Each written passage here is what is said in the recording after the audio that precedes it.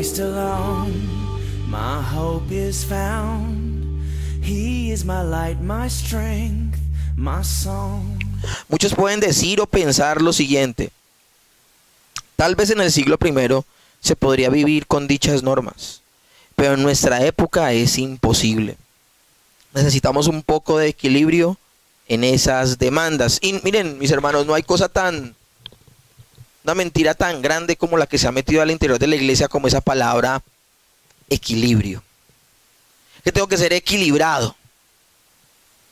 ¿Y qué significa eso? O sea, hablemoslo aquí libremente. ¿Qué significa eso de ser equilibrado? Que el cristiano debe ser equilibrado. ¿Se refiere a que tengo que ser condescendiente con cierto tipo de cosas? ¿Significa que debo tolerar cosas que la Escritura no tolera? No sé desde qué punto de vista nosotros podemos pensar ese tipo de cosas. No sé si es que sobreestimamos el siglo I. Porque les tengo noticias. Todo lo que se hace al día de hoy, todas las perversidades, toda la maldad que hoy no me voy a detener a nombrarla, se hacía en el siglo I. Drogadicción no había en el siglo I. Pecados morales abundaban. Violencia, muerte, injusticia también la había. Abortos, maldad, sedicia, todo eso había en el siglo I. ¿Y saben? Porque no hace más malo al hombre ni la tecnología, ni la modernidad, ni nada de esto. El hombre desde que cayó Adán es malo. Y ya sea con los artículos más primitivos y las sociedades más básicas, como también las sociedades más desarrolladas con la tecnología de última punta. Lo que pasa es que al día de hoy de pronto puede haber más inmediatez en las cosas, pero seguimos siendo los mismos. El hombre sigue siendo el mismo. Y así como exige y es un reto al día de hoy vivir al nivel en que se nos llama a vivir, también lo fue en el siglo I. Entonces derribemos ese tipo de pensamientos. Amén. Pablo dice lo siguiente en Efesios 4:17: esto pues digo y requiero en el Señor, que ya no andéis como los otros gentiles que andan en la vanidad de su mente. Vivan de una manera totalmente diferente del hombre que ustedes eran sin el Espíritu Santo. Los cristianos debemos, pero también podemos vivir de una manera radicalmente diferente, diametralmente distinta a aquel hombre que no tenía el Espíritu Santo antes ni tenía una relación con Dios. Ahora, esto de vivir diferente para el hombre natural, para el hombre que no ha nacido de nuevo, es imposible. La palabra de Dios dice que no quiere ni puede. Pero, ¿por qué el cristiano actúa así? De una manera tan diferente al deseo natural de nuestro ser. Porque acuérdense que el ser natural tiende al pecado siempre. ¿Por qué actúa de manera tan diferente a la mayoría de los seres humanos? La respuesta es porque ahora tenemos un patrón y un modelo único de vida y exclusivo. Y por eso comenzamos hoy el capítulo 5 del libro de los Efesios, de la carta a los Efesios, con el verso 1 y 2 que dice: sed pues, en principio el 1, sed pues imitadores de Dios. Y ya con ese solo inicio, uno dice, ya tenemos aquí para estudiar lo que queramos. Sed pues imitadores de Dios. Pablo utiliza la palabra griega mimetai, que viene de mímica, o de mimo, o de mimetizar. El cristiano no es un ser que cumple un listado de normas. Ese no es el cristiano, no. No es que tenemos una serie de normas que cumplimos. El cristiano es un ser que imita y copia conscientemente al Señor de su vida. ¿Y el Señor de su vida quién es? Jesús. Jesucristo, nuestro Señor. Ahora, la verdad es que cuando el cristiano escucha este mandamiento de imitar a Dios, no puede sino asombrarse. ¿Imitar a Dios? No sé ustedes cómo reaccionan al día de hoy. Por eso les decía que el título era muy sugestivo. Y algunos solo ver el título esta mañana, tal vez se desmotivaron de venir hoy a la iglesia. Nosotros que somos seres pecadores, que tenían una visión corta, obtusa, que estábamos esclavos del pecado, podemos ser iguales que Él, podemos imitarlo más bien, porque no se trata de ser iguales a Él, nunca lo seremos, pero podremos imitarle. Cada vez que un hombre de Dios tuvo una manifestación de Dios, se ve todo lo contrario. Se ve que ese hombre de Dios, al tener contacto con el Señor, una revelación, una manifestación sobrenatural de parte de Dios, antes que sentirse motivados a imitar a Dios, evidenciaron en sí mismos su bajeza y su condición. Por ejemplo, es el caso de Isaías, la visión de Isaías en Isaías 6 del 1 al 5. En el año que murió el rey Usías, vi yo al Señor sentado en su trono, alto y sublime, y sus faldas llenaban el templo. Por encima de él había serafines, cada uno tenía 6 alas, con 2 cubrían su rostro, con 2 cubrían sus pies y con 2 volaban. Y el uno al otro daban voces diciendo: Santo, Santo, Santo, Jehová de los ejércitos, toda la tierra está llena de su gloria. Y los quiciales de las puertas se estremecían con la voz que clamaban, y la casa se llenó de humo. Entonces dije: ay de mí, que soy muerto, porque siendo hombre inmundo de labios, y habitando en medio del pueblo que tiene labios inmundos, han visto mis ojos al Rey Jehová de los ejércitos. Y no nos llevemos impresiones incorrectas. Isaías era un hombre santo. Era un hombre que amaba a Dios, que temía a Dios. Pero cuando tiene una manifestación sobrenatural de Dios, sus profundas tinieblas son evidenciadas. Amén. Y también vemos la grandeza y la majestad del Señor cuando Pedro declara esto en Lucas 5 después de la pesca milagrosa. Viendo esto, Simón cayó de rodillas ante Jesús diciendo: apártate de mí, Señor, porque soy hombre pecador. Y uno dice: bueno, ¿y por qué eligió el pastor estos textos si estamos tratando de imitar a Dios? Pues precisamente son textos como estos los que a veces nos desmotivan. Como que nos vemos tan lejos de quién es Él, como para imitarle desde nuestra condición. Imitar a quien el apóstol Pablo describe de esta manera. Primera de Timoteo 6 del 15 al 16. El bienaventurado y solo soberano Rey de reyes y Señor de señores, el único que tiene inmortalidad, que habita en luz inaccesible, a quien ninguno de los hombres ha visto ni puede ver, al cual sea la honra y el imperio sempiterno. Amén. Bueno, pastor, al fin, ¿qué? ¿Nos está motivando para imitar a Dios o nos está desmotivando? Pues así que cuando escuchamos que el apóstol Pablo dice: sean pues imitadores de Dios, puede que el asombro te llene a ti como creyente. Te asombras y dices: bueno, ¿pero cómo? Precisamente en la predicación del día de hoy vamos a ver el cómo y el por qué debemos imitarle. Acuérdense la forma que hemos venido trabajando desde las cartas del apóstol Pablo. Él ha motivado a la gente a que se despoje de su antigua naturaleza, se revista de Cristo, pero Él lo ha hecho de la siguiente manera, mostrando el por qué y el cómo hacerlo. ¿Ok? Recuerden que el apóstol Pablo pone un piso doctrinal muy fuerte y luego motiva la praxis cristiana, la práctica. Amén.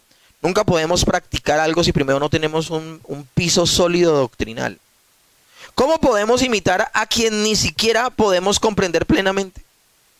Porque es que díganme, ¿quién comprende plenamente a Dios?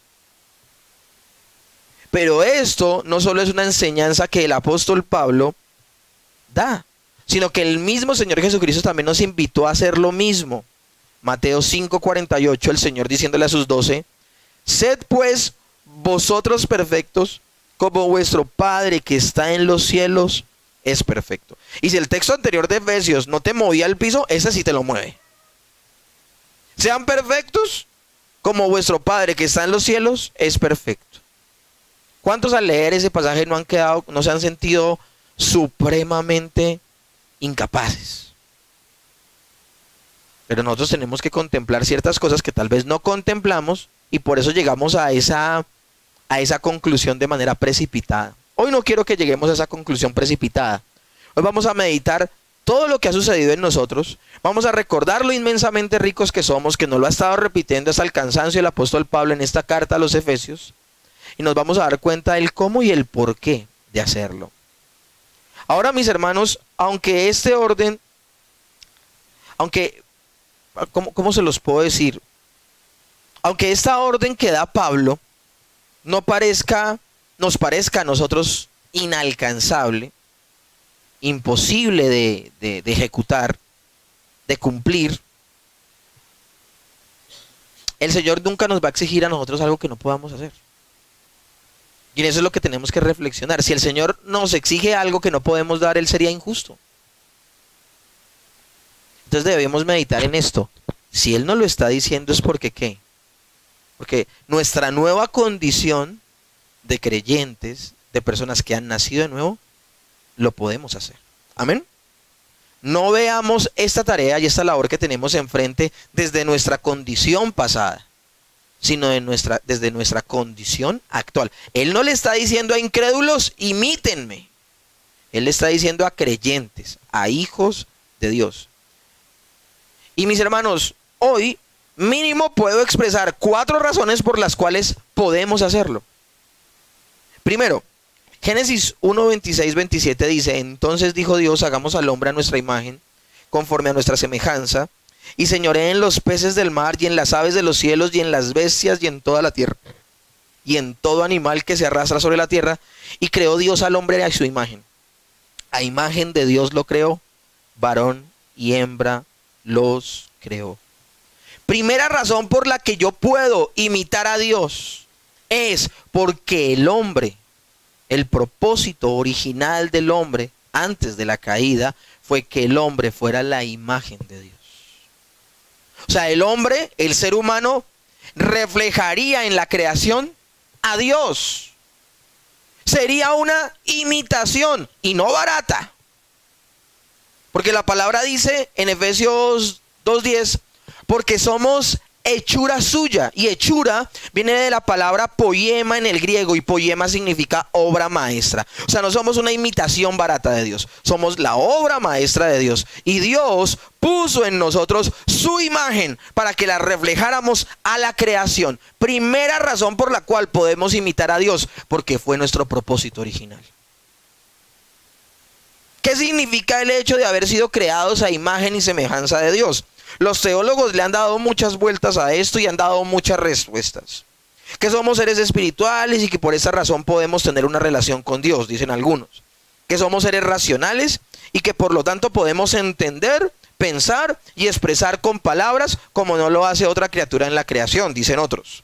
Somos seres creativos, dicen algunos. Que tenemos potestad dada por Dios sobre toda la creación para sojuzgarla. Que somos seres morales y por lo tanto responsables ante Él. Todo esto se suma. Hay muchísimas posiciones teológicas al respecto. Pero una definición coherente de esta verdad y que abarca todas las que acabo de nombrar anteriormente, me gusta como lo dice Wayne Grudem. Wayne Grudem dice de la siguiente manera: el hecho de que el hombre es imagen de Dios quiere decir que el hombre se parece a Dios y representa a Dios. Se parece a Dios y representa a Dios. Dios nos ha comunicado algo de sus atributos y en ello podemos y debemos imitarle. Porque también esto puede ser muy delicado decirles que somos hechos a imagen y semejanza de Dios. Precisamente de esa mala interpretación de este pasaje de Génesis es que salió algo tan perverso como las declaraciones. Salió algo tan perverso como que, pues si soy hecho imagen y semejanza de Dios y Dios creó con el dicho de la boca de Él, pues yo puedo crear también con el dicho de mi boca. Entonces una mala interpretación de esto que estoy diciendo puede ser caótica. Pues no se refiere a eso, no se refiere a que podemos crear con nuestra boca. Es muy diferente ser creador a ser ¿qué? Criatura. Y por más que hemos sido hechos a imagen y semejanza de Dios, hay cosas que no podremos hacer por el hecho de ser ¿qué? Criaturas. Así que podemos imitar a Dios. Y aunque este orden no parezca inalcanzable, hay una verdad desde la creación misma del hombre que avala esto de ser hechos a imagen y semejanza de Dios. Nuestra vida, nuestras acciones, lo que somos, debe mostrar y reflejar a nuestro Dios. ¿Cuál es la gran tragedia desde que el hombre cayó? Que el hombre es una distorsionada imagen de Dios. Porque el hombre al pecar muestra una imagen incorrecta de quién es Dios. Yo pregunto, ¿Dios miente? ¿Dios tiende a la maldad? De hecho, ¿Dios ama el pecado? Para nada. Después de la caída del hombre se volvió una pésima imagen de Dios. Pero escúchenme, por mala que sea una persona, por terrible que sea un individuo, esa persona fue hecha a imagen y semejanza de Dios. Y el plan de redención lo que hace a través de la persona de Cristo es volvernos a nuestro propósito original. El hombre perfecto por excelencia, ¿quién es? Cristo. Y Él se convierte en nuestro ejemplo, en nuestro baluarte para seguir e imitar. Ahora alguien podría objetar, y lo podría hacer correctamente, que aunque fuimos creados a imagen y semejanza de Dios, estamos en un estado caído y mucho de esa imagen se ha tergiversado, como lo acabo de nombrar. Eso es verdad. Pero también es verdad que Dios ha hecho algo en los que escogió para sí y ha tornado dicha incapacidad causada por la caída en algo posible, ser imagen de Dios. Por la obra de redención del Señor Jesucristo en la cruz, hemos sido reconciliados con el Padre y se nos ha dado su Santo Espíritu. Y esa es la segunda razón por la cual podemos imitar a Dios. La primera, porque fuimos hechos a imagen y semejanza de Dios. Pero la segunda es que podemos ser imitadores de Dios. ¿Por qué? Porque en nosotros, ¿quién habita? Dios mismo. ¿Quién es el Espíritu Santo? Es la tercera persona de Dios. Si Dios habita en mí, yo puedo imitar a Dios. Romanos 8:11. Y el Espíritu de aquel que levantó de los muertos a Jesús mora en vosotros. El que levantó de los muertos a Cristo Jesús vivificará también vuestros cuerpos mortales por su Espíritu que mora en vosotros. El Espíritu Santo de Dios nos santifica, nos transforma. Tenemos el poder de recuperar la imagen tergiversada de Dios, porque el Espíritu Santo de Dios mora en nosotros. Y por ello, como dice el apóstol Pedro, somos participantes de la naturaleza divina. Miren, segunda de Pedro 1, del 3 al 4, anótenlo, ténganlo en cuenta, maravilloso. Como todas las cosas que pertenecen a la vida y a la piedad, nos ha sido dada por su divino poder, mediante el conocimiento de aquel que nos llamó por su gloria y excelencia, por medio de las cuales nos ha dado preciosas y grandísimas promesas, para que por ellas llegaseis a ser participantes de la naturaleza divina. No sé si ustedes están entendiendo lo que les estoy diciendo. A través de preciosas y grandísimas promesas, para que por ellas llegaseis a ser participantes de la naturaleza divina, habiendo huido de la corrupción que hay en el mundo a causa de la concupiscencia. Somos moldeados por el Espíritu Santo de Dios y por tanto podemos imitar a Dios. Pero me llama la atención que la palabra que usa el apóstol Pedro es que somos participantes de la naturaleza divina. Maravilloso. Segunda de Corintios 3:18 lo dice el apóstol Pablo ahora. Por tanto, nosotros todos, mirando a cara descubierta, como en un espejo, la gloria de Dios, somos transformados de gloria en la misma imagen, como por el Espíritu Santo de Dios. Miramos a cara descubierta el rostro de Dios cada vez que tenemos comunión con Él desde que nacemos de nuevo. Y poco a poco, cada vez que tenemos más comunión con Dios, nuestra imagen que en antaño había sido distorsionada, poco a poco toma la forma ¿de quién? Del Señor, de Dios. ¿Saben cuándo un orfebre, luego de haber tomado el oro y haber formado una pieza de ese metal, luego de haberla metido a altas temperaturas, de haberle dado forma, luego de haberla metido al agua para enfriarla, ¿saben cuál es el último paso de que quede una pieza preciosa? Pulirla. Y este hombre va a dejar de pulir esa pieza hasta que él se refleje en ella. Y el Señor va a trabajar en ti tanto hasta que tú dejes de reflejarte a ti y lo reflejes a Él. El que comenzó en nosotros la buena obra, la perfeccionará hasta el día del Señor Jesucristo. Ahora, este versículo nos conecta con la tercera verdad de por qué podemos imitar a Dios. Podemos imitar a Dios porque tenemos el modelo de un hombre a imitar. Cuando Felipe le pregunta a Jesús que le muestre al Padre, el Señor Jesucristo le responde un poco desconcertado. Felipe le dijo: Señor, muéstrame al Padre y nos basta. Jesús les dijo: ¿tanto tiempo hace que estoy con vosotros y no me conoces, Felipe? El que me ha visto a mí, ha visto al Padre. ¿Cómo pues dices tú, muéstranos al Padre? Cuando el apóstol Pablo nos está diciendo que seamos imitadores de Dios, nos está diciendo que imitemos ¿a quién en principio? A Cristo, a Jesús, a nuestro Señor. Él es Dios y también es hombre. Ese maravilloso misterio de la unión hipostática. Es el hombre perfecto, es Dios hecho hombre, puesto enfrente de nosotros para tener un claro ejemplo de cómo debemos ser. Es por eso que el apóstol Pablo puede llegar a decir en 1 Corintios 11:1: sean imitadores de mí, así como yo lo soy. ¿De quién? De Cristo. Imitar a Jesús es imitar a Dios. Tenemos un modelo a imitar. Ese es el plan eterno divino. Romanos 8:29, luego de que ha hablado del hilo de oro de la salvación, ¿se acuerdan? A los que antes conoció, a estos predestinó y llamó, justificó, glorificó. Romanos 8:29, en medio de ese proceso, miren lo que dice: porque a los que antes conoció, también los predestinó. ¿Y para qué los predestinó? Para que fuesen hechos conforme a la imagen de su Hijo, para que Él sea el primogénito entre muchos hermanos. ¿Cuál es el propósito de nuestro predestinado propósito en esta tierra? El propósito es ser como Cristo. A eso nos llamó el Señor. A eso apunta la salvación, a que retornemos a nuestro propósito original, que es ser la imagen de Dios. Yo te pregunto, a esas alturas, y solo llevamos como 15 minutos de predicación, a esas alturas, ¿te cambió el concepto de ser imitadores de Dios? Yo creo que sí.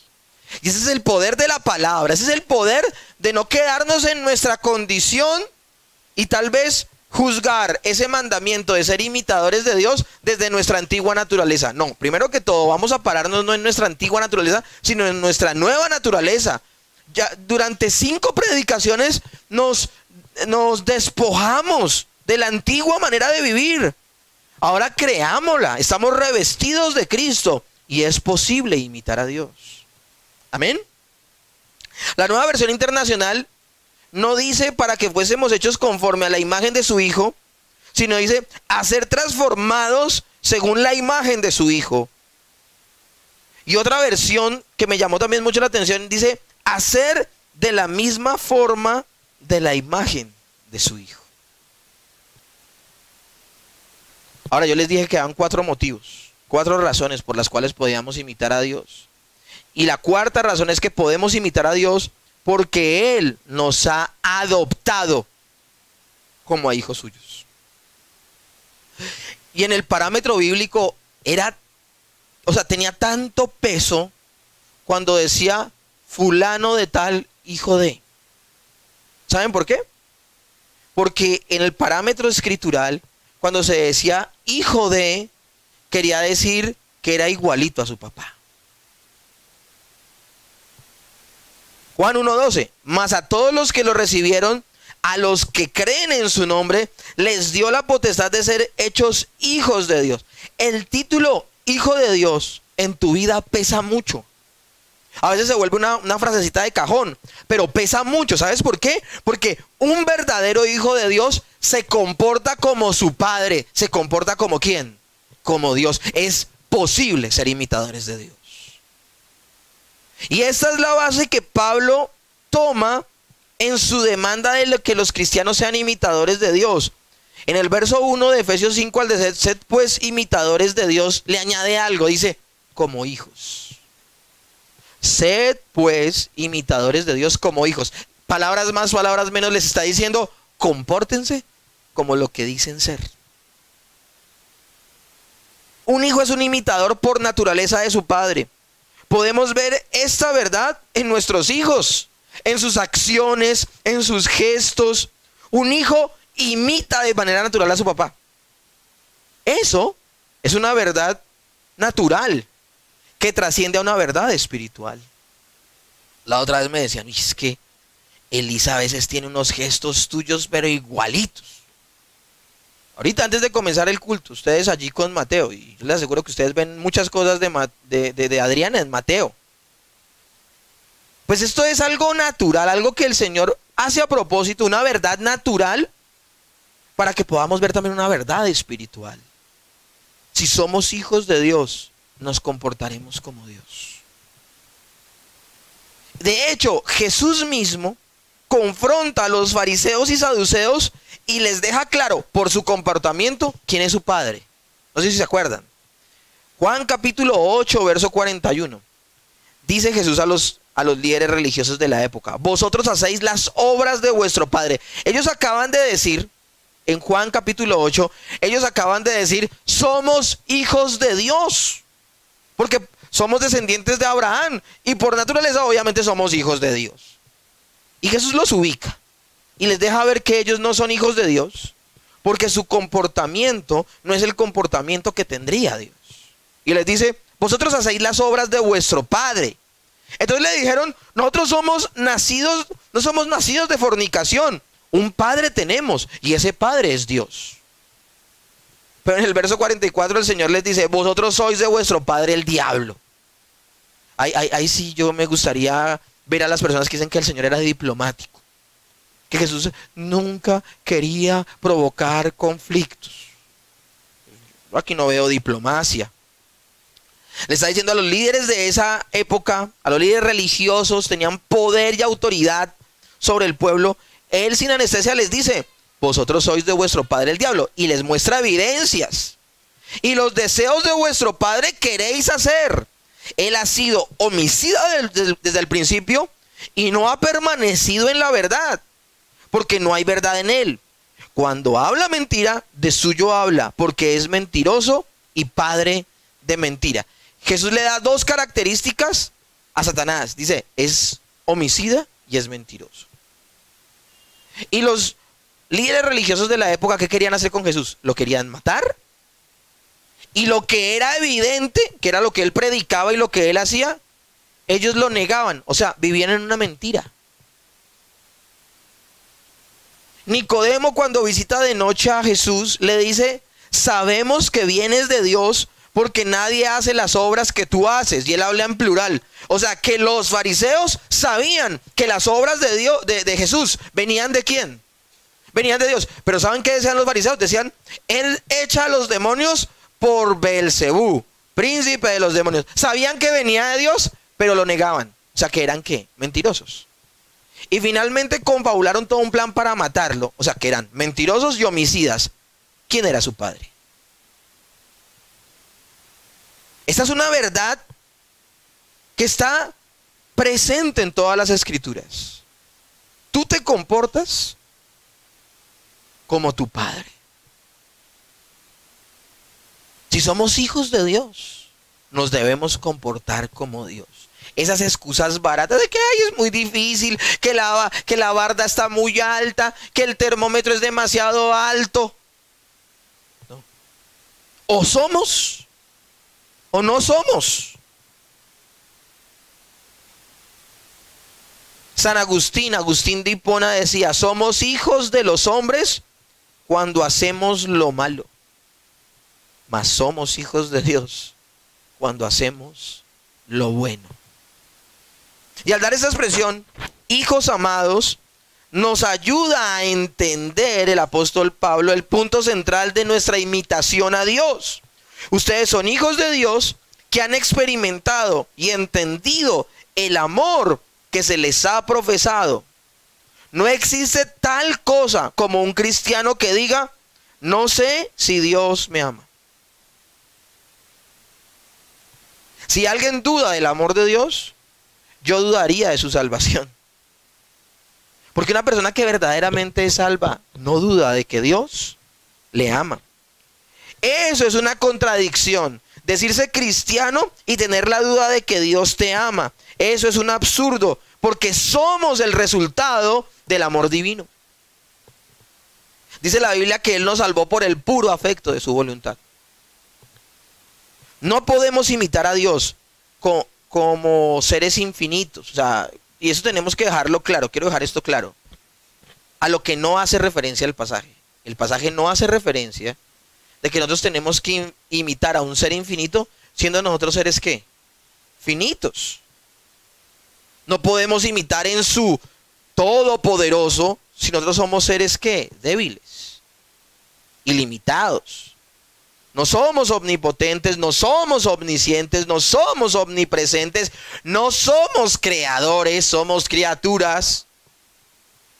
Pero sí lo podemos imitar en torno a lo que nos ha comunicado. Podemos imitar su carácter. La Escritura tiene un fuerte énfasis en torno a que podemos imitar a Dios haciendo una acción, amando. Primera de Juan, capítulo 4, del 10 al 11 dice, en esto consiste el amor, no en que nosotros hayamos amado a Dios, sino que Él nos amó a nosotros y envió a su Hijo en propiciación de nuestros pecados. Amados, si Dios nos ha amado así, debemos también nosotros amarnos los unos a los otros.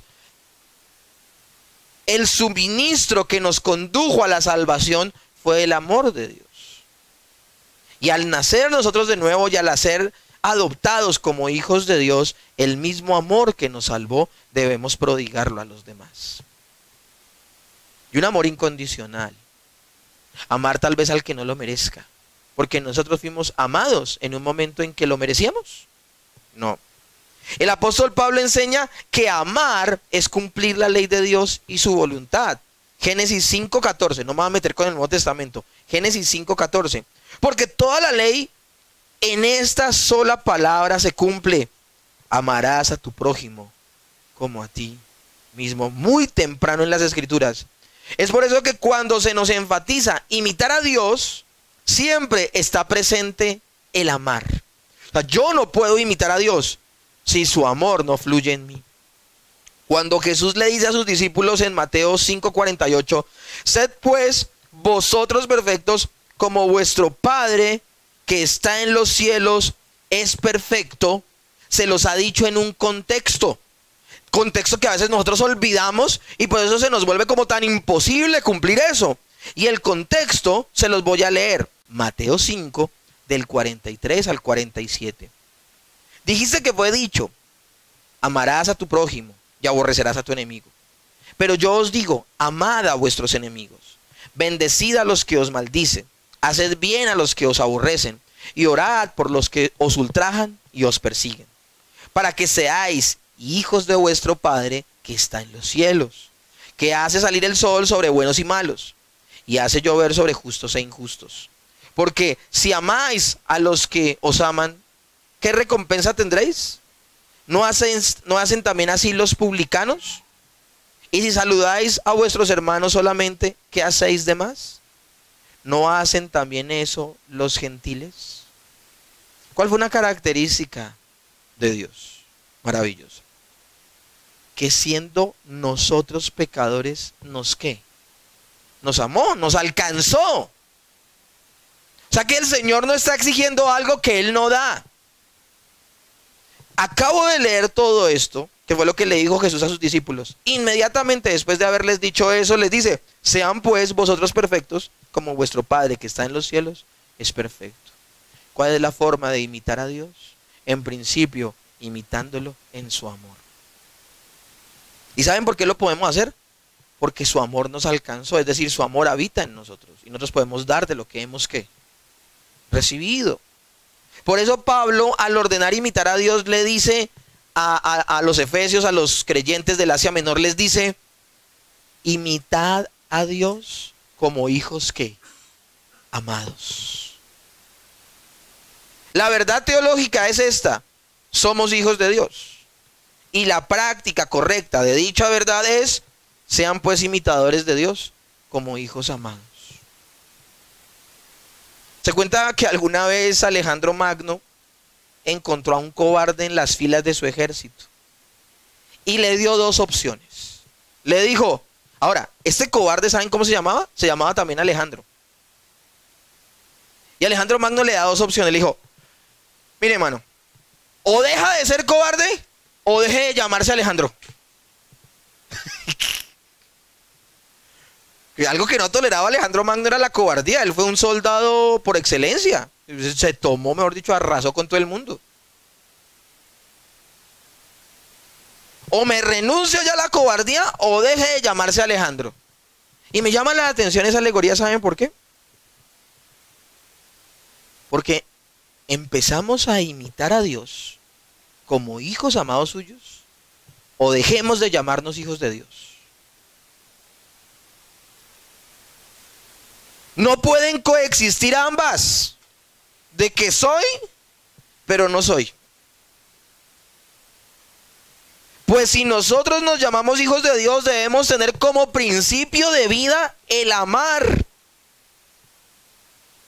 al prójimo. Y la palabra prójimo significa próximo, al cercano. ¿Qué dice la palabra? La palabra de Dios dice: conocerán que son mis discípulos porque predican muy bien, porque hacen sanidades y milagros, porque tienen un poder de convocatoria ni el más tenaz. Conocerán que son mis discípulos porque ¿qué? Porque se aman. Se aman.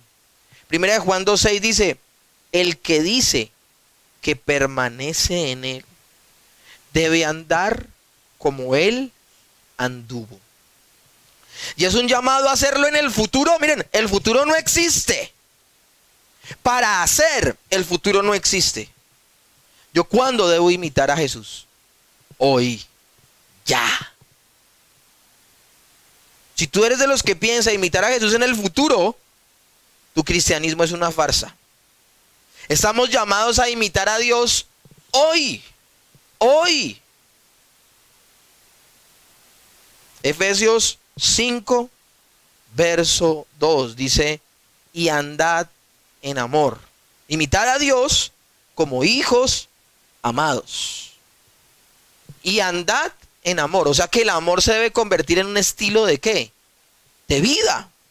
Esta expresión del apóstol Pablo podía pasarse muy rápido, y es lo que casi siempre ocurre. Pero resulta que, como hemos expresado en enseñanzas anteriores, la palabra andar tiene una connotación muy importante en esta epístola. Andar hace referencia al principio que gobierna nuestra vida, es decir, a nuestra constante, la forma en que vivimos. La vez pasada hablamos del perdón, ¿se acuerdan?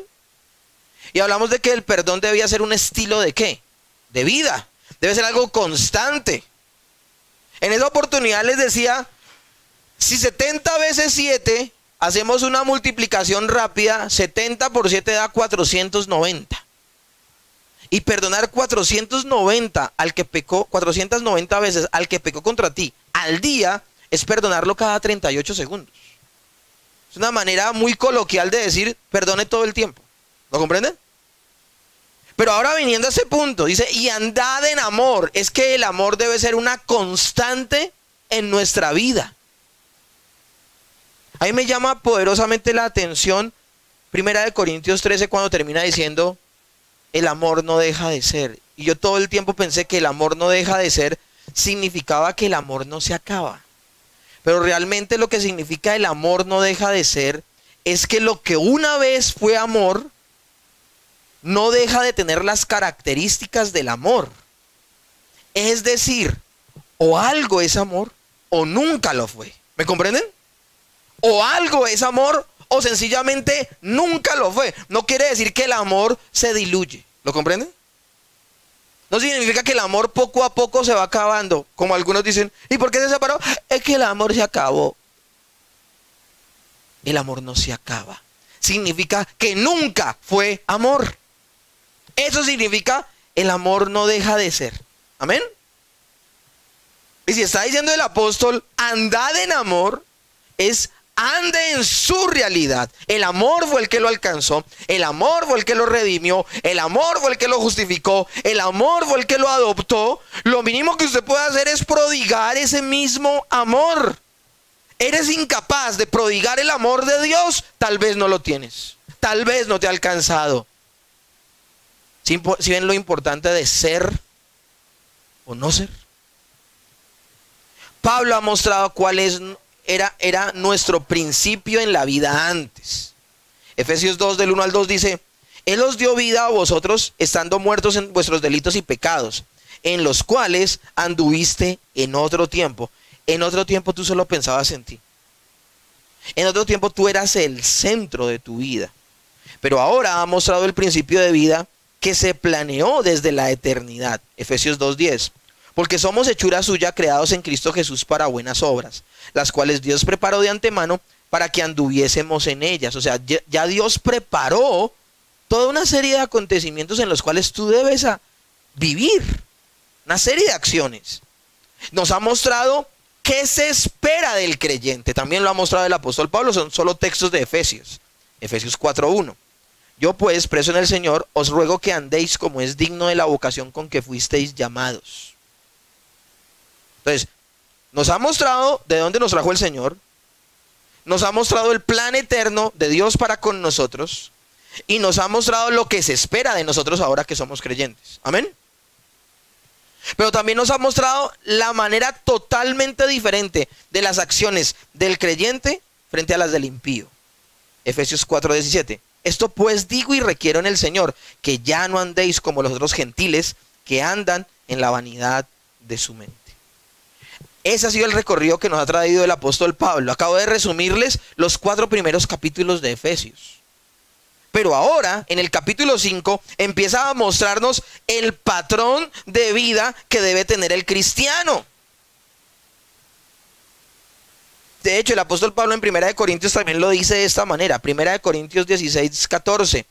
Todas vuestras acciones sean hechas con amor. Todas nuestras acciones sean hechas con amor. Y cuando dice todas, ¿son qué? Todas. Cuando las personas ven un cristiano, deberían ver amor. Juan 13:35 dice: en esto conoceréis que todos sois mis discípulos, si tuvieses amor los unos por los otros. Así que un cristiano rencoroso, vengativo, frío ante los demás, es una incoherencia, es algo que imposible. Ahora Pablo sabe que si se deja esta expresión de esta manera, podría ser fácilmente tergiversada. Andar en amor podría tomarse como algo cultural. En el mundo grecorromano del primer siglo, se volvió en un contexto de sentimentalismo, filiación y relaciones hasta sexuales. ¿No han oído hablar de que la gente dice: ¿y usted por qué tiene tantas mujeres? Porque es que me dijeron que amados los unos a los otros. Y la gente toma muy deportivamente lo que significa el pasaje. Podría decir: no, ser como Roberto Carlos, tener 1 millón de amigos. No, significa de ser muy sociable. No. Es muy posible que podría ser tomada de la misma manera al día de hoy, pero no se trata de eso. ¿Qué tipo de amor es el que el Señor nos está pidiendo que profesemos? Pues no debemos olvidar el contexto en el cual se viene hablando. Efesios 4:31 y Efesios 5, verso 1. Quítese de vosotros toda amargura, enojo, ira, gritería, maledicencia y toda malicia. Antes, sean benignos para con los otros, misericordiosos, perdonándolos los unos a los otros, como Dios también os perdonó a vosotros en Cristo. Sed pues imitadores de Dios como hijos amados. Acabo de leerles desde el Efesios 4:31 hasta Efesios 5:1. Este es el contexto de amar. Es por eso que aquí el apóstol Pablo presenta el modelo del amor del que está hablando y el que debemos imitar. Cerrando en el verso 2 diciendo, y amad en amor, y andad en amor, como también Cristo nos amó. ¿Cuál es el ejemplo que pone? El amor de Cristo. Y en este momento yo pensaba en algo. Haciendo la predicación pensaba en algo. Cada vez que he tenido consejerías de parejas, le digo al hombre, tú debes amar a tu esposa como Cristo amó a la iglesia. Y le he dicho a la mujer, tú tienes que sujetarte al varón.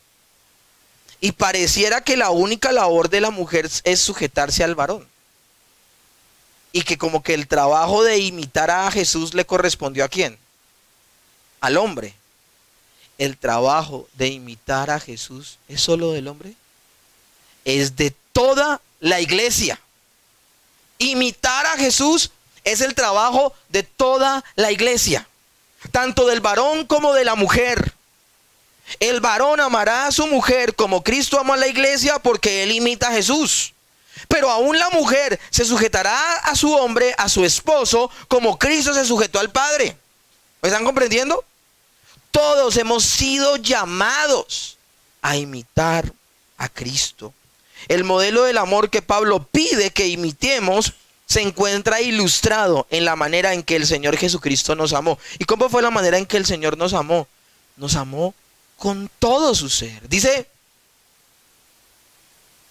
que habiéndolos amado, cuando va a lavarle los pies en el aposento alto, dice, y habiéndolos amado, decidió amarlos ¿hasta cuándo? Hasta el final.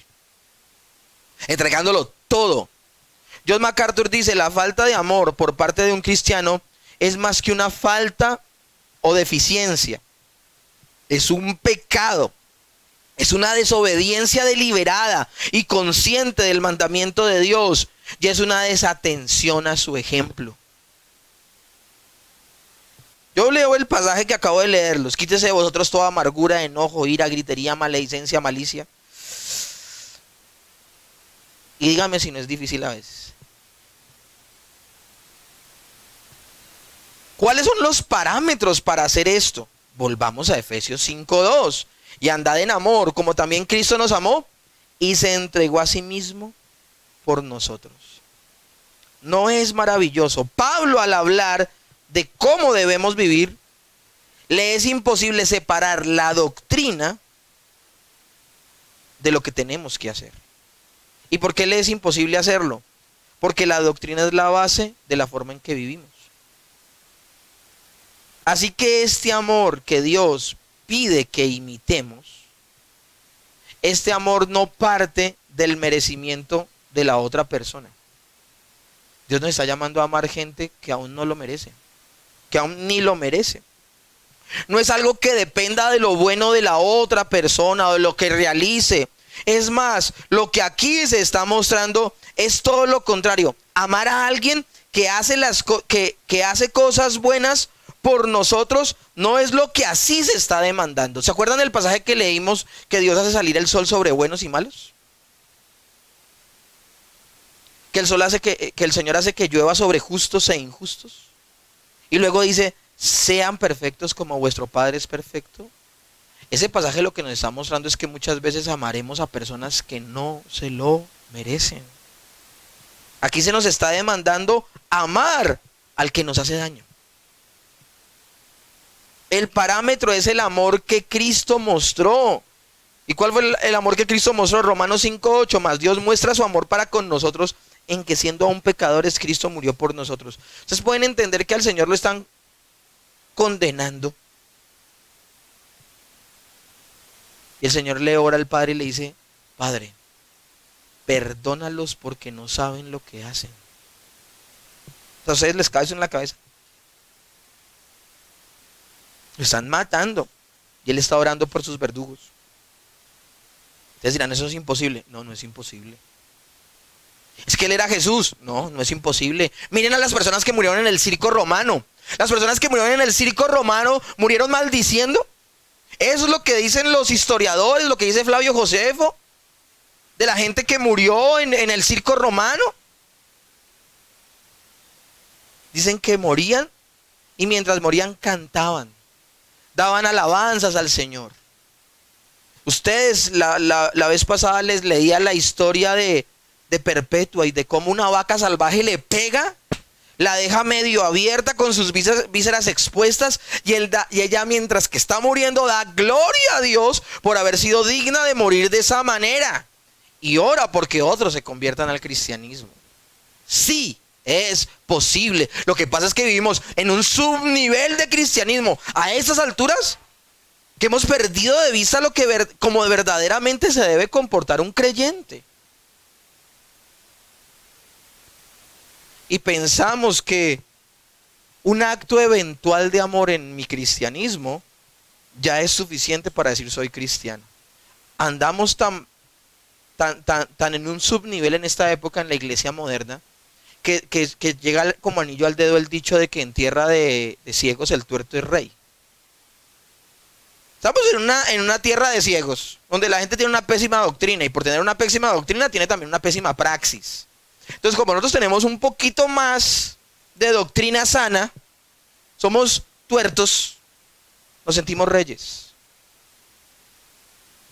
Pero no nos damos cuenta que seguimos viviendo en un subnivel. No hemos sido llamados a tener eventuales actos de amor. Hemos sido llamados a vivir en una vida ¿de qué? De amor. Nadie podrá imitar a Dios sin amar. Si no ha entendido esto, de cuánto ha sido amado y por eso no ama, difícilmente se puede decir que esa persona en verdad es una creyente. Solo podrá amar imitando a Dios el que ha entendido cuánto se le ha amado a Él. Lucas 7 del 36 al 47 dice así: uno de los fariseos rogó a Jesús que comiese con él, y habiendo entrado en casa del fariseo, se sentó a la mesa. Entonces una mujer de la ciudad, que era pecadora, al saber que Jesús estaba en la mesa de la casa del fariseo, trajo consigo un frasco de alabastro con perfume. Entrando detrás de él a sus pies, lloró comenzando a regar con lágrimas sus pies, y enjugó con sus cabellos y besando sus pies, y lo ungía con el perfume. Cuando vio esto el fariseo que le había convidado, dijo para sí: si fuese profeta, conocería quién y qué clase de mujer es la que lo toca, que es pecadora. Entonces respondió Jesús sabe todas las cosas. Entonces respondió Jesús y le dijo: Simón, una cosa tengo que decirte. Y él le dijo: di, maestro. Qué hipócrita, ¿no? Primero está diciendo: si este supiera, si este fuera profeta. Pero luego le dices: di, maestro. Qué hipócrita ese man. Un acreedor tenía 2 deudores, dice Jesús. El uno le debía 500 denarios y el otro 50. Y no teniendo ellos con qué pagar, perdonó a ambos. Di pues, ¿cuál de ellos le amará más? Respondiendo Simón dijo, usando el sentido común: pienso que aquel a quien perdonó más. Y le dijo Jesús: rectamente has juzgado. Y vuelto a la mujer dijo: mira, Simón, ¿ves a esta mujer? Entré a tu casa y no me diste agua para mis pies, mas esta ha regado con lágrimas mis pies y los ha enjugado con sus cabellos. No me diste un beso, mas esta desde que entró no ha cesado de besar mis pies. No ungiste mi cabeza con aceite, mas esta ha ungido con perfume mis pies. Por lo cual te digo que tus muchos pecados le son perdonados, porque amó mucho. Mas aquel a quien se le perdona poco, poco ama. Y una versión que me llama mucho más la atención dice: al que siente que se le ha perdonado poco, poco amor muestra. Ese pasaje me encanta.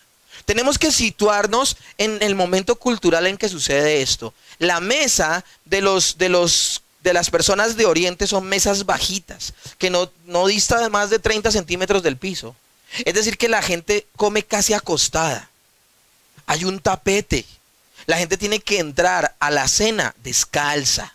Ahora, la cena era un momento muy importante del día. Tú no invitabas a comer a cualquier persona a tu casa. Habla de un momento de intimidad. Pero sumémosle a eso que es una época primitiva, el siglo I, no había automóviles, tampoco había zapatos cubiertos, la gente andaba sin medias y el vehículo por excelencia era de tracción animal. Eso quiere decir que las calles estaban llenas de ¿qué? De estiércol. Eran calles de herradura con barro. Si al día de hoy yo llego a mi casa y que tengo zapato cubierto y medias y llego a veces con los pies sudados y pueden levantar un mal olor, ¿se imaginan con sandalias? Ellos ya estaban comiendo cuando la mujer irrumpió. Y Simón el fariseo había invitado a Jesús a cenar, lo había sentado en su mesa y no había hecho algo que era obligación hacerse cuando se invitaba a una persona a comer.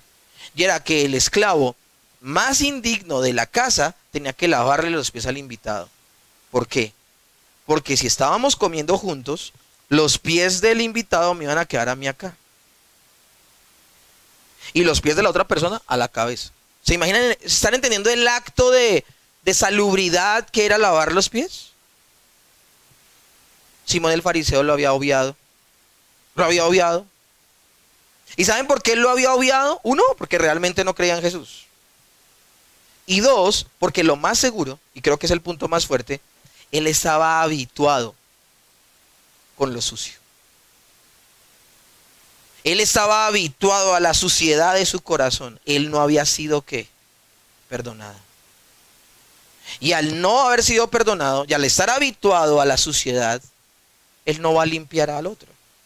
Porque eso es el amor, eso es el perdón, es limpiar al otro. ¿Me comprenden? Y él le dice, tú me invitaste y no me lavaste los pies. Esta con sus lágrimas. Miren, Jesús no era de otro nivel, a nivel humano, él era tan humano como nosotros. Y sus pies olían tan feo como los de cualquier otra persona y tal vez estaban tan sucios como el de cualquier otra persona. Y esa mujer con sus lágrimas lo lavó, con sus pies lo secó. Y un vaso de frasco de alabastro de perfume, alabastro era como una porcelana. La única manera de usar ese alabastro era rompiendo el frasco, eso no tenían tapa. Eso no se tapaba y se destapaba, no. Se metía en una vasija o en un recipiente de porcelana llamado alabastro, se vertía el perfume. Y la única manera de usar el perfume era rompiendo el vaso, como una ampolleta. ¿Se han visto? Una ampolleta se rompe y se usa. O sea que una vez roto el envase, ¿cuánto aceite se tenía que usar? Todo. En otros pasajes habla de cuánto costaba. Acá el punto no es ese. El punto es que ella cedió. Ahora, ella no le invitaron a esa cena. Ella irrumpió. Ella, ¿por qué tenía esas demostraciones de amor tan espontáneas y tan profundas? ¿Saben por qué? Porque ella se sentía perdonada. ¿Saben por qué ella quiso limpiarle los pies a Jesús? Porque Jesús había limpiado sus pies. Jesús había limpiado el caminar de esa mujer que se cree que anteriormente era prostituta. Por eso dice que era pecadora.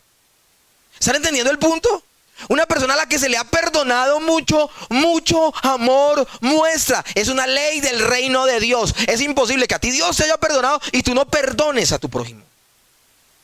Es imposible. Es imposible. ¿Por qué actuó como actuó Simón el fariseo? Porque él no había nacido de nuevo. Porque él no había experimentado la redención, el perdón de sus pecados. Y como no había experimentado el perdón de sus pecados, era implacable con su prójimo. Y su prójimo, su próximo, ¿quién era? Jesús. Una persona que no ha experimentado el amor de Dios lleva cuentas. ¿Me la has hecho ya con esta? Una persona que no ha experimentado el amor de Dios es una persona que no pasa por alto la ofensa, que es, mejor dicho, implacable con su prójimo. ¿Hemos sido llamados a ser imitadores de Dios? Sí.